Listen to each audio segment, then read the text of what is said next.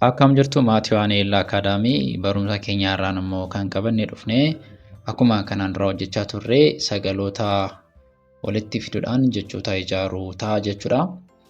Viidiyoon kun marsaa kanaaf isa dhumaa ta'a jechuudha. Jechoota akka itti ijaarru jechuudha. Inni kun kan sagalee sadii qaban jechoota sagalee sadii qaban ijaaraa turreerra. Inni kun kan dhumaa ta'a jechuudha. Kanaaf jechoota dhedheeraa akkamitti dubbisuu akka dandeenyuu fi akkamitti barreeffamuu akka dandeenyu sirriitti kan itti bartanidha. Viidiyoo kana barumsa kana kan ta'u. Kanaaf amma dhumaatti viidiyoo kana hordofuu akka irraanfannee isiniin jedha.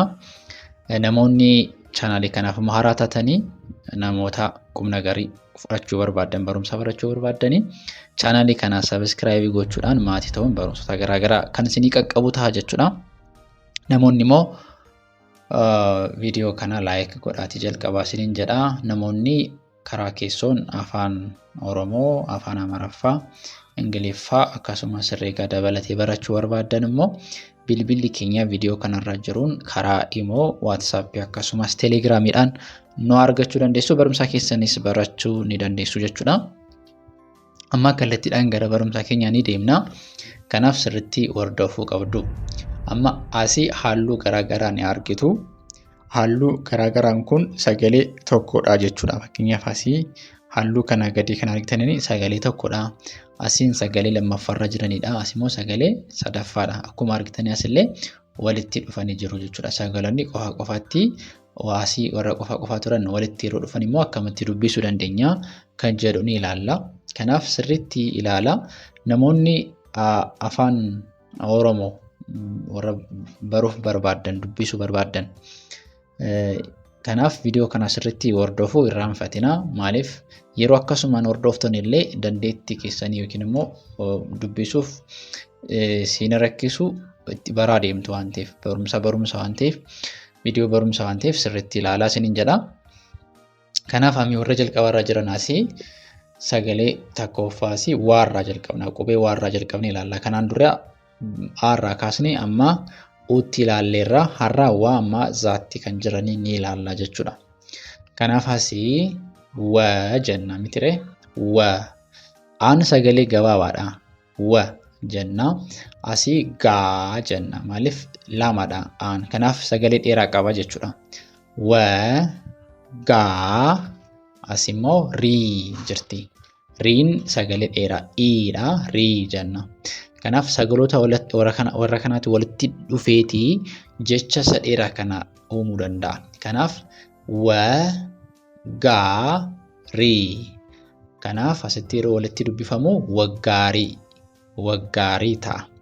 Kana jechuun amma waggaarii jettanii yoo barreessuu barbaadan yeroo barreessuu barbaadanii asii wa gaarii sagalee sadii adda adda baastanii beekuu qabdu. Kanaaf sammuu keessanitti kan qabachuu qabdanii wa kanaaf gaa achi rii sagalee sadii qofaatti barreessitanii walitti fiduu akka qabdanii hubachuu ni qabdu. Asii waadha. Inni kun sagalee dheeraadha. Asii wa sagalee gabaabaa ture. Asii sagalee dheeraa. Maaliif dubbachistu lama waan taateef waa jenna. Waa jiira. Waa jira walitti waajjira jennee dubbisna jechuudha. Asii immoo waadha. Sagalee gabaabaatti deebine wa asii ra asii immoo qaa wa ra qaa lamaan isaanii sagalee gabaabaa. Waanis gabaabaadha. Ranis gabaabaadha. Qaa dheeraadha. Waraqaa jenna. Waraqaa jenna jechuudha. Asii wii jenna. Wii maaliif dubbachistuun idha. Wii xiinaa. Wii xiinaa walitti wiixinaa.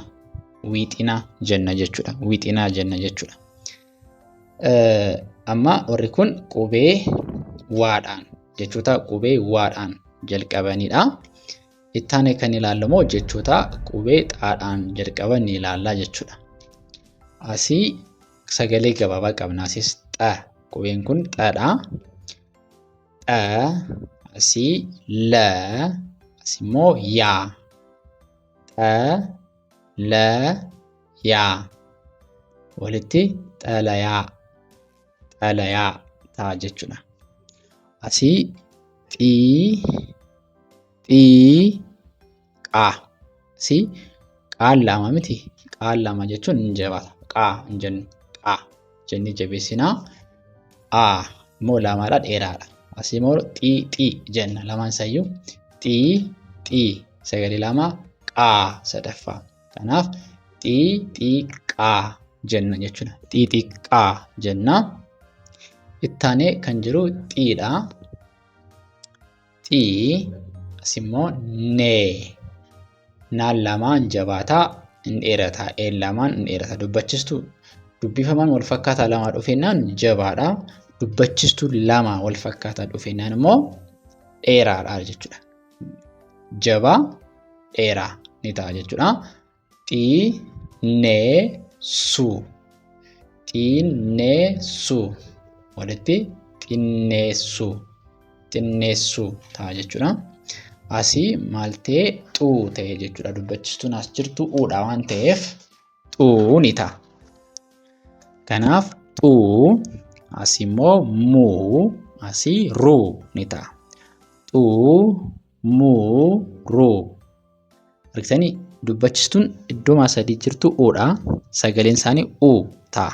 Xuu muu ruu walitti xumuruu ni ta'a jechuudha. Xumuruu ni ta'a jechuudha. Ittaanee kan jiru maali? Qubeen yaadha. Qubee yaa sagalee dheeraa qaba asitti yaa noo naanaasiin jabaataa lamaadha. Oonis lamaan dheerata. Yaadannoo ni ta'a jechuudha. Walitti yaadannoo ta'a. Asiis yaan dheeraadha. Asimmoo loo yaaballoo jenna. Yaaballoo magaalaa Oromiyaa keessaa tokkodha yaaballoo. Ittaanee yee jenna.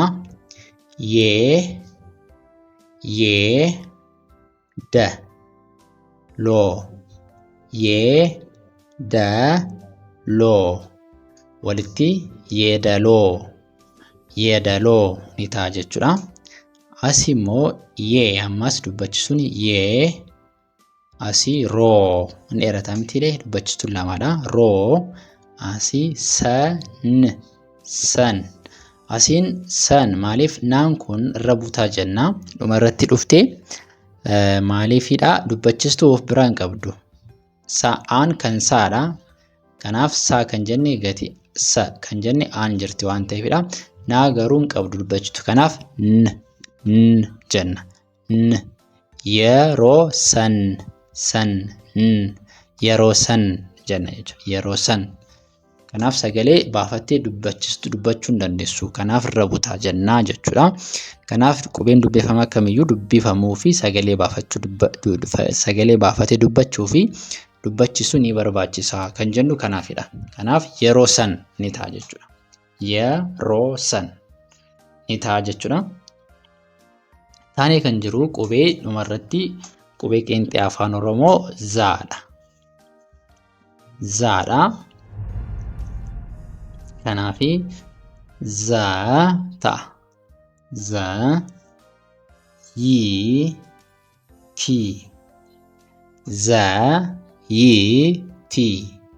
Zayitii.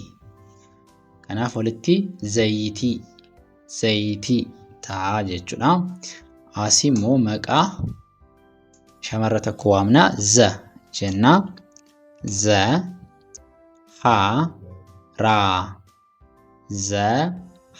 Zaharaa walitti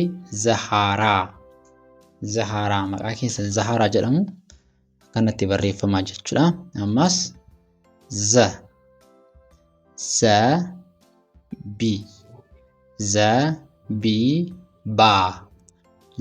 Zabibaa walitti Zabibaa ta'a jechuudha. Zabibaa. Ittaanee kan jiru maali? Zaadha. bu zanna naan kun hin jabaata zanna ta'uu qaba yaa jabaachuu qaba kanaaf zannabu walitti zannabu ta'a jechuudha kanaaf haala kanaan sagaloota afaan oromoo walitti fiduudhaan jecha uumuu ni danda'ama. Erga jecha akkasii ijaarame booda jechoota jecha walitti dubbisuudhaan himoota ergaa guutuu dabarsuu danda'an dubbisuu barreessuu ni danda'ama jechuudha.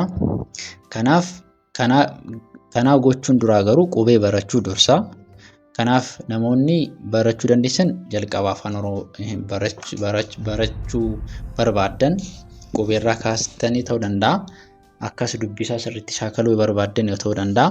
Bakkuma jirtaniin sa'aatii sinima jechuun yoo barachuu barbaadan barsiisaa jirra waan ta'eef karaa bilbilli keenya viidiyoo kanarra jiruun karaa imoo waatsaappii akkasumas telegiraamiin nu argachuu dandeessu. Barumsa keessas barachuu dandeessu jechuudha. Kanaaf barumsi keenya irraa kanaaf akkaataa ture barumsa biraan amma walitti deebinuun nagaan tura.